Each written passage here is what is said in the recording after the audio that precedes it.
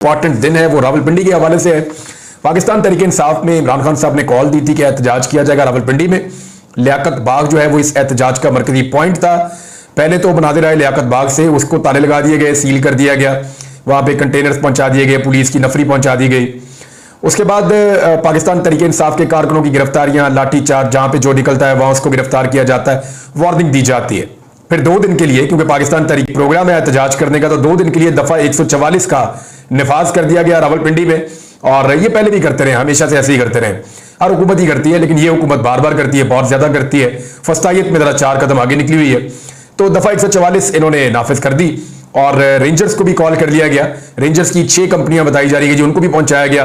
फिर जगह जगह पे कंटेनर्स खड़े किए गए, हजारों की तादाद में जो है वो लोगों को कंटेनर्स पकड़ के उनको रोक लिया गया। जो कंटेनर के जो ड्राइवर्स हैं, जो कंडक्टर हैं, वो साथ मौजूद होते हैं, जो हेल्पर्स, वो बेचारे मीडिया को इंटरव्यूज देते हुए बता रहे थे कि जनाब हमसे तो पुलिस पैसे भी ले लेती है, 10-10 हज़ार रुपया, 20-20 हज़ार रुपया, और ये पुलिस को तो ऑर्डर मिलता है ना कंटेनर पकड़ने हैं। फिर वो कांस्टेबल होते हैं, वो दिहाड़ी लगाने से कहां बात आते हैं। वो बेचारे, कहीं कंटेनर वाला कहता है मेरे से 20 हज़ार ले लिया, कोई कहता है 10 हज़ार ले लिया, कोई कहता है जी मेरा मोबाइल भी साथ ले गए मेरी गाड़ी की चाबी के साथ, तो सबकी तलाशियां भी लेते हैं। तो बहुत बेचारों को परेशान किया जाता है कंटेनर वालों को। बहरहाल जो इकदाम किए गए हैं, पुलिस की भारी नफरी है जी, छुट्टियां मनसूख कर दी गई हैं सिक्योरिटी फोर्सेज की, नौकरी से फारिग कर देंगे अगर नहीं पहुंचोगे फौरी तौर पे तो, और तातील का ऐलान कर दिया गया है जी कि लोग काम पे नहीं आएंगे। आसपास के होटल और तालीमी इदारे जो है उनको बंद कर दिया गया है। कारकुनों को और शहरियों को गिरफ्तार किया गया है। सोशल मीडिया के लोगों को हिरासत में लिया गया जो वहां पे कवरेज, लेकिन फिर उन्हें छोड़ दिया गया बाद में। और मजे की बात यह है कि पाकिस्तान तहरीक इंसाफ ने सिर्फ लियाकत बाग की सराउंडिंग में एहतजाज की कॉल दी थी, लेकिन हुकूमत इतनी खौफजदा है कि हुकूमत ने रावलपिंडी भी बंद कर दिया, जिला बता रहा हूं आपको, जिला रावलपिंडी बंद कर दिया, जिला अटक बंद कर दिया, जिला जेलम बंद कर दिया, जिला चकवाल भी बंद कर दिया। यानी आप अंदाजा करें कि इतनी खौफजदा और डरी हुई हुकूमत है कि एक जगह पे एहतजाज का ऐलान किया इमरान खान साहब ने कि मेरे साहब ने इस मरतबा जो जुमला बोला, उन्होंने कहा रावलपिंडी में है, क्योंकि इमरान खान साहब भी रावलपिंडी की अडयाला जेल में कैद है, तो वहीं पे लोग उन्हें मिलने के लिए भी जाते हैं। और रावलपिंडी ने इमरान खान साहब को वैसे कभी मायूस नहीं किया। 13 की 13 सीटें फॉर्म 45 के मुताबिक रावलपिंडी के लोगों ने इमरान खान साहब को जितवाई है, पूरे डिवीजन को जितवाया है।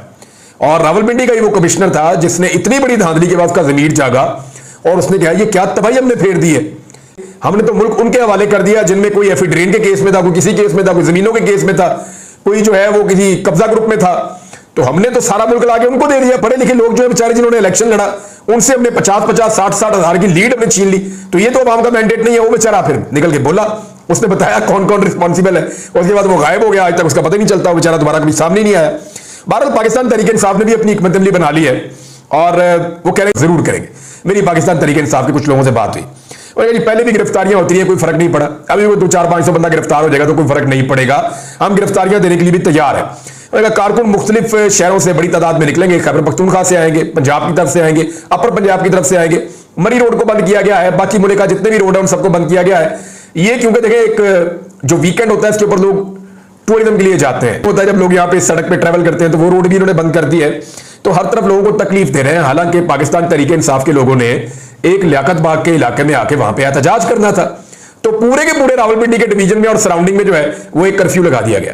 अब आप अंदाजा करें कि हुकूमत कितनी ज्यादा खौफजदा है, और यही होगी सोशल मीडिया पे और मीडिया पे पाकिस्तान की सबसे बड़ी खबर अगले 1 हफ्ते तक।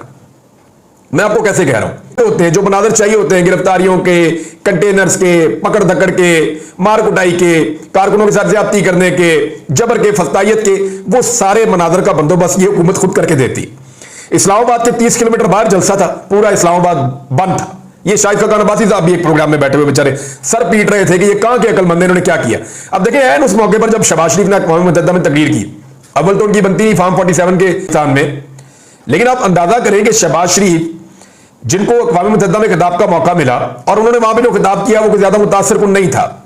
शहबाज शरीफ साहब ने जो बातें की वो मुतासिर कुन नहीं थी। मैं आपको फैक्ट बता देता हूं, जब आलमी बरादरी इसराइल को कह रही है कि आप जंगबंदी करें, तो बजाय इसके कि वो जंगबंदी करें, उन्होंने अनाउंस किया कि नहीं जी हम जंगबंदी किसी सूरत नहीं करेंगे, अब मुस्तरद करते हैं आपका मुतालबा।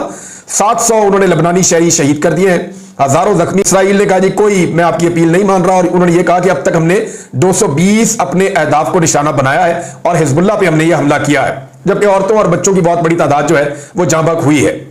और दूसरी जानिब जो लोग उनको ताकत से रोकने की कोशिश कर सकते हैं वो तो बिल्कुल खामोश हैं, और जो बाकी लोग हैं वो सपोर्ट ऐसे कर रहे हैं कि अमेरिका ने अभी इसराइल को $8.7 अरब की इमदाद फराम की है।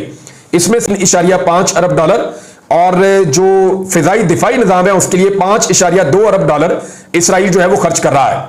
अब ये हथियार ही खरीदते हैं ना इन पैसों से, यानी जब ये पैसा मिलेगा इससे हथियार खरीदेंगे। अमेरिका फंडिंग करता है, देखिए इसको गौर करें, ये एक साइकिल है पैसे का। अमेरिका के पास बहुत ज्यादा पैसा इकट्ठा होता है, उसके अंदर जो है हर तरह के लोग रहते हैं अमेरिका में, अच्छा उनका टैक्स का निजाम है, तो बहुत ज्यादा पैसा उनके पास इकट्ठा होता है, जिस बुनियाद पे दुनिया में से एक है, तो उनके पास वेल्थ बहुत ज्यादा है, पैसा बहुत ज्यादा है, डॉलर बहुत ज्यादा है अमेरिका के पास। तो अमेरिका जो है वो अपने डॉलर्स की बुनियाद के ऊपर, अपनी ताकत की बुनियाद के ऊपर दुनिया पे सुपर पावर के तौर पे हुकूमत करता है, जो उनका दावा है। अब इसको अगर आप एक एंगल से देखेंगे, हथियार जो दुनिया में बेहतरीन कंपनियां बनाती हैं उनका ताल्लुक भी अमेरिका के साथ है। दुनिया में बेहतरीन हथियार अमेरिका और अमेरिका के इत्तेहादी बनाते हैं, और जो लोग हथियार बनाते हैं उनके हुकूमतों के अंश हैं, तो वो अपने हथियार बेचना चाहते हैं। हथियार बेचने का सबसे बेहतर तरीका होता है कि कहीं पे जंग लग जाए। अगर किसी भी मुल्क में जंग लग जाए या दो मुल्क आपस में लड़ पड़े तो फिर हथियार बहुत तेजी से बिकते हैं।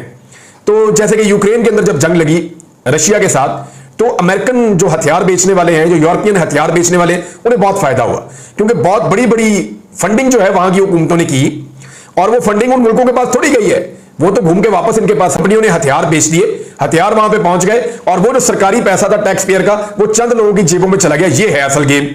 तो अमेरिका यूं पैसा देता है और उसी पैसे से वापस उनको हथियार बेचता है, और वो जो अमेरिकन कौम का पैसा है वो वहां पे लोगों की जेबों में चला जाता है। तो ये एक सिंपल फॉर्मूला है, दुनिया ऐसे ही चलती है ये साइकिल, और दुनिया का बेहतरीन धंधा है हथियारों का धंधा। जितने बड़े और खतरनाक हथियार बिकेंगे उतना बड़ा और वसी इसी तरह से इसको चलाया जाता है। अब तवज्जो होनी थी वज़ीर आज़म के खिताब की तरफ, हालांकि उस खिताब में कोई ऐसी चीज नहीं थी, यानी कोई काबिल जिक्र चीज हो तो मैं आपके साथ डिस्कस भी कर दूं। वज़ीर आज़म का बड़ा स्टीरियोटाइप किस्म का एक खिताब था।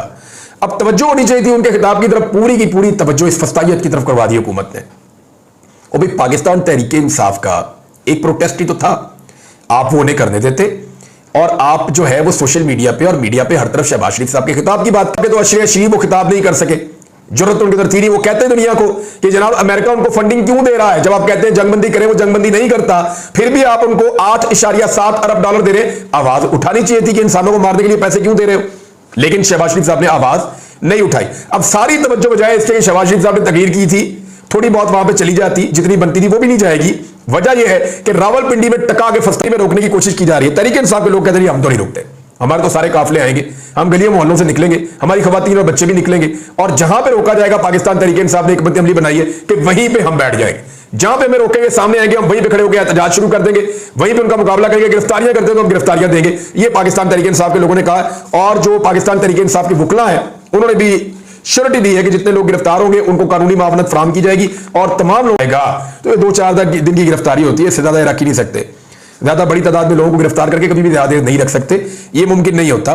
बहरहाल फिर भी लोग लंबे अरसे तक भी रहे हैं, लेकिन वो बड़ी कार्रवाइयां होने के बाद, ये तो एक एहतजाज है और इसमें जो है वो पुरअमन एहतजाज करना अवाम का आईनी हक होता है। लेकिन यहां पे दफा 144 लगा के कर्फ्यू नाफिज कर देते हैं और फिर चैलेंज करते हैं कि निकलो और एहतजाज करके दिखाओ। तो ब्रूटल जो स्टेट फोर्स है लोगों के खिलाफ। अब नाज़रीन एक वाकया हुआ, मैं आपको बताता हूं। मैंने आपको बताया ना कि एक एमएनए के ऊपर अटैक हुआ और कौमी असम्बली में ख्वाजा शराफ जो है वो एमएनए है और उनको जो है वो पार्लियामेंट लॉजेस के अंदर मारा गया।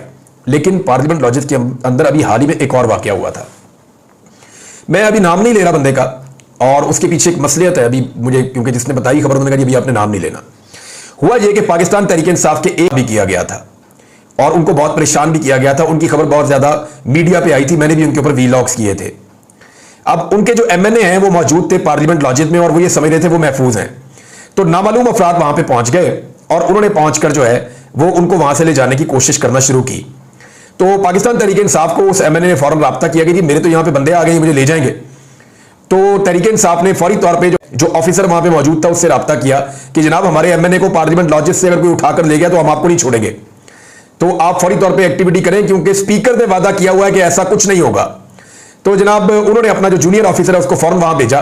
तो जो नामालूम लोग वहां पे मौजूद थे उन्होंने जूनियर ऑफिसर को डांट के वापस भेज दिया। जूनियर ऑफिसर भी जो है वो अच्छे रैंक वाला ऑफिसर था।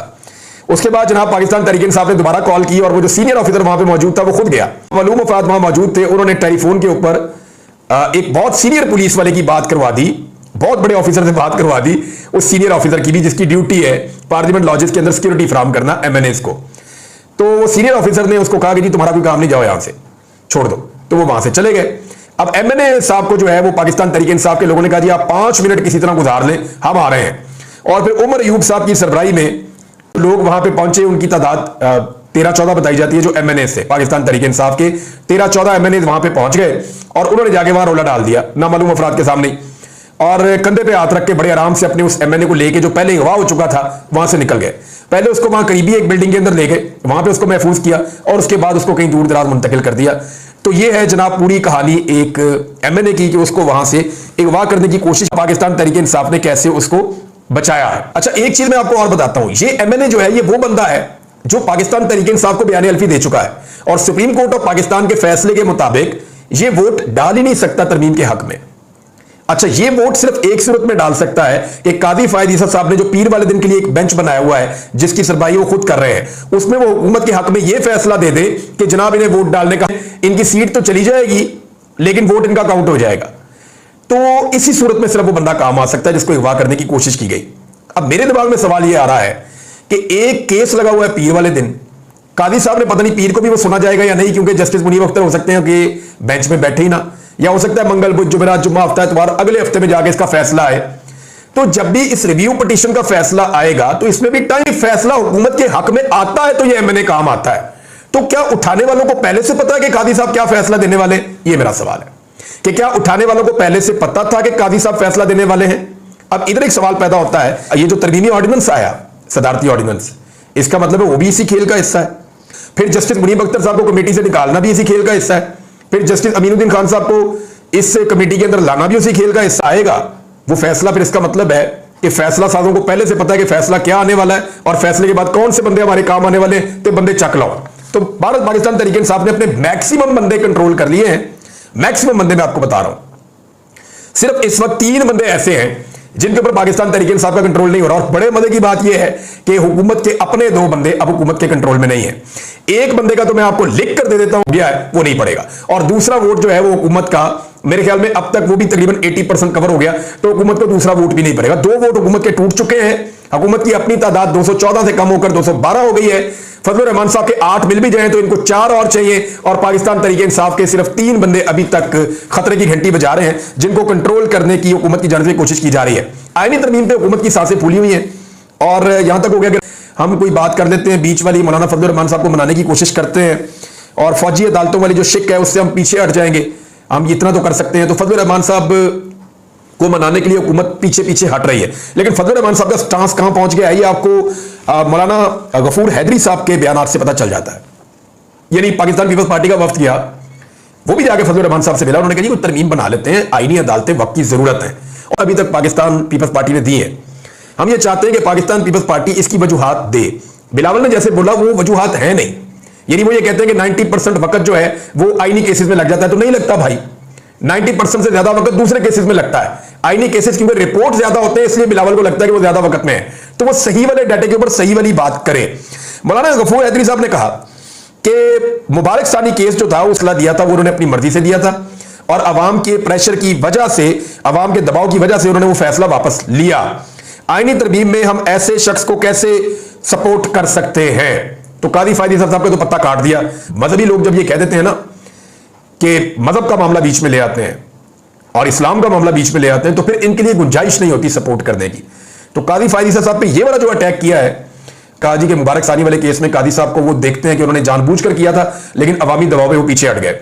अब ये क्योंकि मजहबी एलिमेंट को बीच में ले आए फजलुर रहमान साहब की जमात, और जब मजहब को ये बीच में ले आए तो फिर इनके पास पीछे हटने के चांसेस खुद ही आहिस्ता आहिस्ता खत्म हो जाते हैं।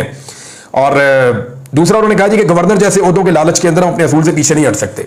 शेख वकास अकरम साहब नादरीन जब से बने हैं सेक्रेटरी इंफॉर्मेशन, उन्होंने पहली प्रेस कॉन्फ्रेंस की, सबको पता था कि शाम 4 बजे वो इस्लामाबाद में प्रेस कॉन्फ्रेंस कर रहे हैं और वो इस्लामाबाद में मौजूद है। उनका सारा कारोबार बंद कर दिया, उनके पेट्रोल पंप बंद कर दिए, उनकी गाड़ियां बसें पकड़ के बंद कर दी, उनका जो आबाई घर है झंग वाला वहां पे छापे मार रहे हैं, आप अंदाजा कीजिए। और वहां पे पैगाम क्या दिया जा रहा है कि हमसे रब्ता करें। अब शेख वकास अकरम साहब से मेरी बात हुई, वो कहते हैं जी मैं अब इसमें क्या कर सकता हूं, ये कौन सा रवैया रियासत का, हम पॉलिटिक्स कर रहे हैं जो हमारा हक है, हम अपना आईनी हक भी इसके अंदर, तो फिर तो हमें ये लड़ाई बहुत लंबी लड़नी पड़ेगी और ये तो मुल्क सियासत के काबिल नहीं रहेगा। बहरहाल वो अपने मौके पर अभी तक तो डटे हुए, जब मेरी उनसे बात हुई। तो अब तक के लिए इतने, अपना ख्याल रखिएगा, अपने चैनल का भी। अल्लाह हाफ़िज़।